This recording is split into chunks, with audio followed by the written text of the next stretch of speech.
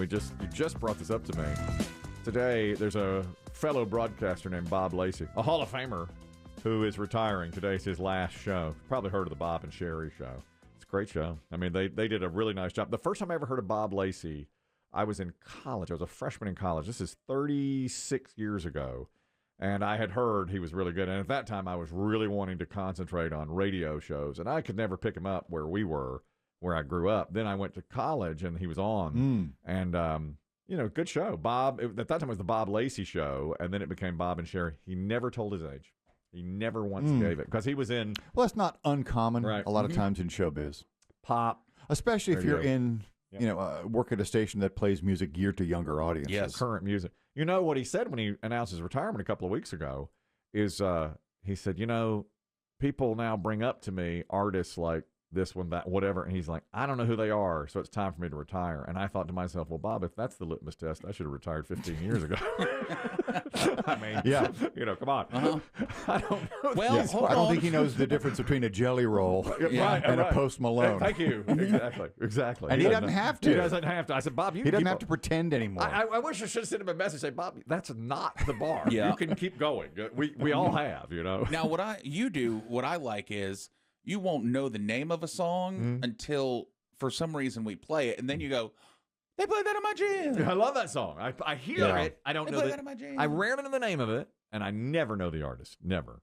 Like the Jelly Roll stuff. I didn't know it was Jelly Roll until a year after he got famous. We would be sitting in meetings, and Littlest Patriot, our boss, will say to me, you know Jelly Roll. And I'll say, no. You don't know Jelly Roll? No. You haven't heard of Jelly Roll? No. Then he always about falls out of his chair. Like, what am I paying this guy for? Yeah. Jelly Roll is.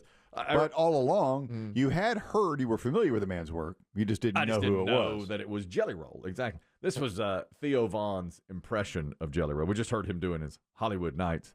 This is fantastic. Jelly Roll, every time he wins an award, he gets up there and he's like, I just want to thank right now there's somebody who's stuck under a bridge. There's somebody out there who's got a size 11 foot in a size 8 tennis shoe. I want to say you can live your dream. Every time Jelly gets an award, man, he's so full of feelings, bro. He gets up there and he's just like, I want to tell you that I was a maitre d' at a macaroni grill. And now I'm a Grammy Award winning artist. That's fact.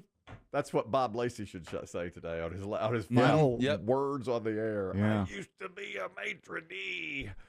I told you. How many radio guys know it's their last show? I mean, tip your cap. Absolutely. Go out on your terms. That is fantastic. Good Congratulations. Job. Very few.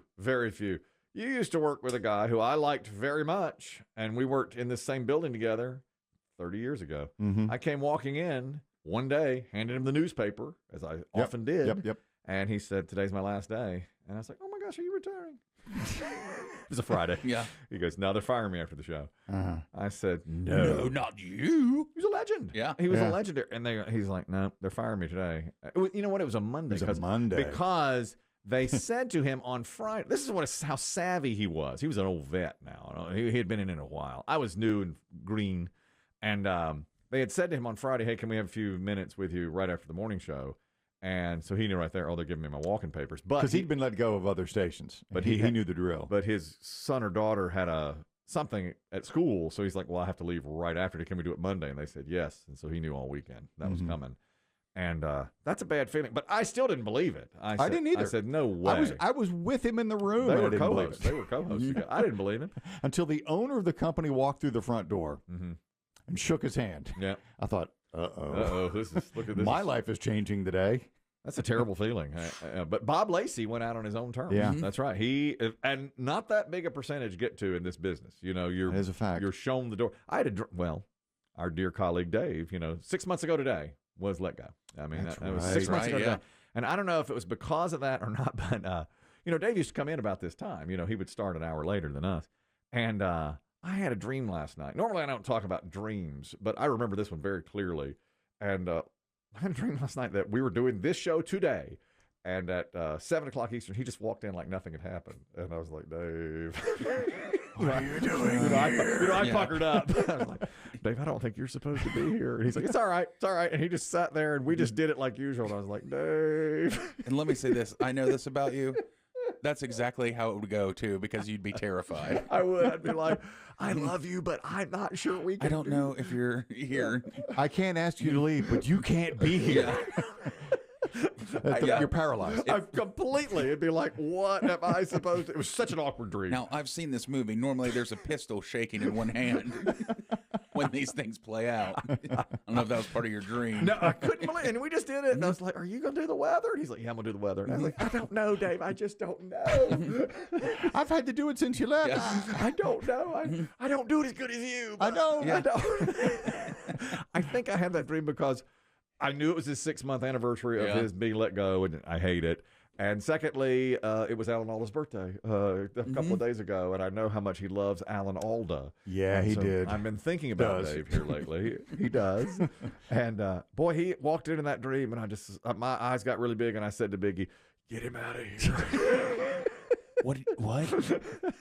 You've got to get him out of here.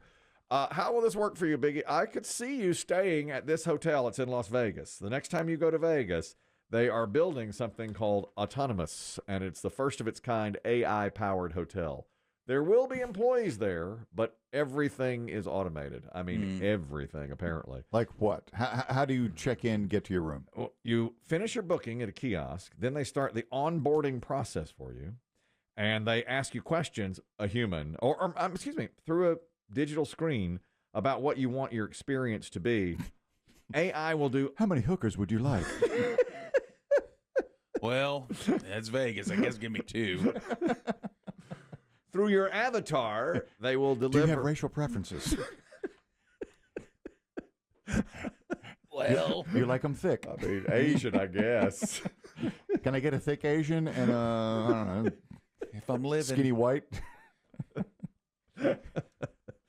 They will ask you everything from how you like your coffee, what kind of food you like, tea.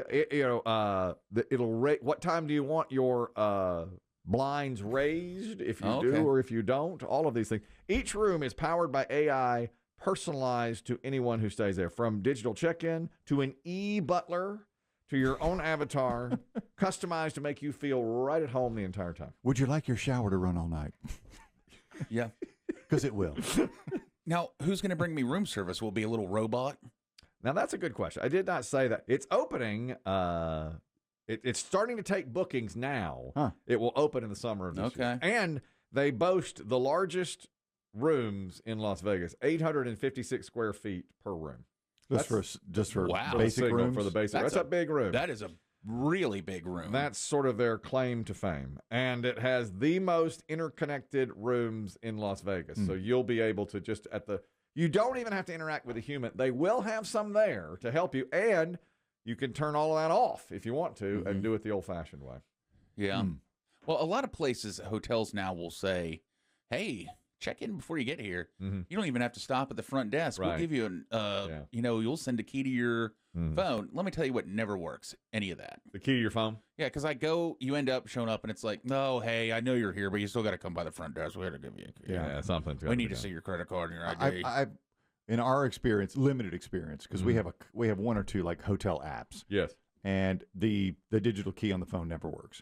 Has never worked for us. No. Well, this will be one of those. I mean, without a doubt. That's why I don't know if I trust it yet. Probably not, honestly. Be interesting to see, what kind of treatment you get there and how easy they make. 550 rooms in Las Vegas. The Autonomous, opening this summer.